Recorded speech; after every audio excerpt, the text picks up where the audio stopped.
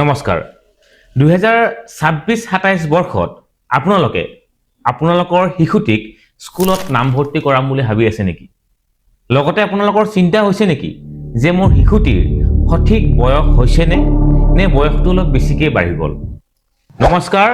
মই Gitartha Sharma chairman Krishna Montessori হাই school আৰু আজি আমি এই ভিডিঅ'ত আলোচনা কৰিম যে শিশুৰ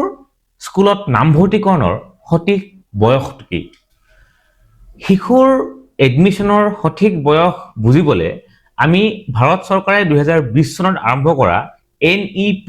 অৰ্থাৎ নেশ্যনেল এডুকেশ্যন পলিচি বিষয়ে জানিব লাগিব এই পলিচি মতে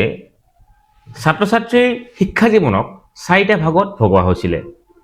ফাউণ্ডেশ্যনেল প্ৰিপাৰেটৰী মিডিল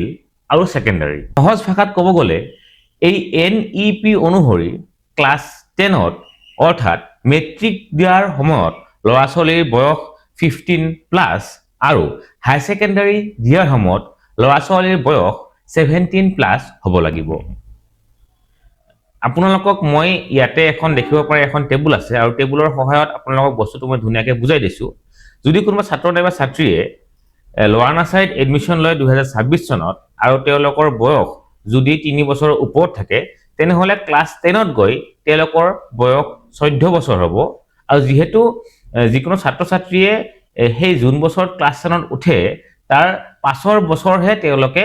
মেট্ৰিক পৰীক্ষা দিয়ে অৰ্থাৎ যদি 2026 চনত কোনোবাই এডমিশন লৈছে লোৱাৰ নাৰ্চাৰীত তেওঁলোকে 2037 চনত 2037 তেওঁলোকে ক্লাছ 10ত উঠিব আৰু 2038 চনত তেওঁলোকে মেট্ৰিক পৰীক্ষা দিব হিচাপ মতে 2038 চনত জুন বছৰত তেওঁলোকে মেট্ৰিক পৰীক্ষা দিব সেই বছৰৰ ফেব্ৰুৱাৰীৰ 28 তাৰিখে তেওঁলোকৰ বয়স 15 বছৰ কমপ্লিট হ'ব লাগিব তেনেহলে আমি ইয়াৰ পৰা বুজিলো যে আমি ছাত্ৰ-ছাত্ৰীক জুন বছৰে এডমিশন নিদিও কিয় সেই বছৰৰ ফেব্ৰুৱাৰীৰ 28 তাৰিখে তেওঁলোকৰ 3 বছৰ বয়স অতিক্ৰম কৰিব লাগিব এতিয়া মিনিমামটো 3 বছৰ হয় কাৰোবাৰ যদি 4 বছৰৰ প্লাস হয় 5 বছৰৰ প্লাস হয় আমি তেওঁলোকক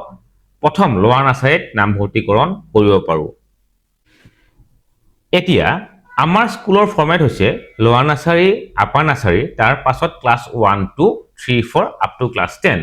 বহুতো স্কুলৰ ফৰমেট থাকে এটা নাৰ্চাৰী থাকে তাৰ পাছত লোৱাৰ নাৰ্চাৰী তাৰ পাছত আপাৰ নাৰ্চাৰী অৰ্থাৎ কিণ্ডাৰগাৰ্টেন এটা বেলেগকে থাকে তিনিটা ক্লাছ পঢ়িহে তেওঁলোকে ক্লাছ 1 পায় সেই ক্ষেত্ৰত আপোনালোকে 2 বছৰ অতিক্ৰম হোৱাৰ পাছতে আপোনালোকে ল'ৰা-ছোৱালীক স্কুলত নামভৰ্তিকৰণ কৰিব পাৰে মোৰ বিশ্বাস এই ভিডিঅ'টি চাই আপোনালোকে ল'ৰা-ছোৱালীক স্কুলত এডমিশন দিয়াৰ সঠিক বয়সটো নিশ্চয় বুজি পাইছে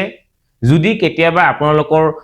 এডমিশন দিয়াতে দেৰি হয় ধৰক আপোনালোকৰ 3 বছৰ পাৰ হৈ 4 বছৰ হৈছে নাইবা 5 বছৰ কমপ্লিট হৈছে আপোনালোকে ক্লাছ জাম কৰাৰ চিন্তাটো পটককে নকৰিব কাৰণ ল'ৰা-ছোৱালীৰ বাবে প্ৰত্যেকটো ক্লাছ লোৱাৰ নাৰ্চাৰীৰ পৰা আপাৰ নাৰ্চাৰীৰ পৰা ক্লাছ 1ৰ পৰা প্ৰত্যেকটো ক্লাছে বহুত দৰকাৰী হেহে আপোনালোকে প্ৰত্যেকটো ক্লাছ ল'ৰা নাইবা ছোৱালীক পঢ়াই লৈ যোৱাটো নিশ্চয় আৱশ্যকীয় কাৰণ অকল শিক্ষাই নহয় অকল সময় নহয় আমি ল'ৰা-ছোৱালীৰ মানসিক বিকাশ তেওঁলোকৰ শাৰীৰিক বিকাশ সকলোতে চাব লাগিব কোনোবা ল'ৰা-ছোৱালী 3 বছৰ পাছত তেওঁলোকে উপযুক্ত হৈ যায় কোনোবা 4 বছৰ পাছত হয় হেহে প্ৰত্যেক ল'ৰা-ছোৱালীৰ বাবে এই বয়সটো হয়তো বেলেগ হ'ব পাৰে আমি নিজৰ ল'ৰা-ছোৱালীক নিজেভাৱে বুজি হেমতে ল'ৰা-ছোৱালীক এডমিশন দিয়াটো উচিত কিন্তু ইয়াৰ নিয়মৰ কথা হল যে 3 বছৰ যেতিয়া তেওঁলোকৰ পূৰ হ'ব আৰু 4 বছৰ তেওঁলোকে সোমাব আমি ল'ৰা-ছোৱালীক স্কুলত নামভৰ্তি কৰিব পাৰো ধন্যবাদ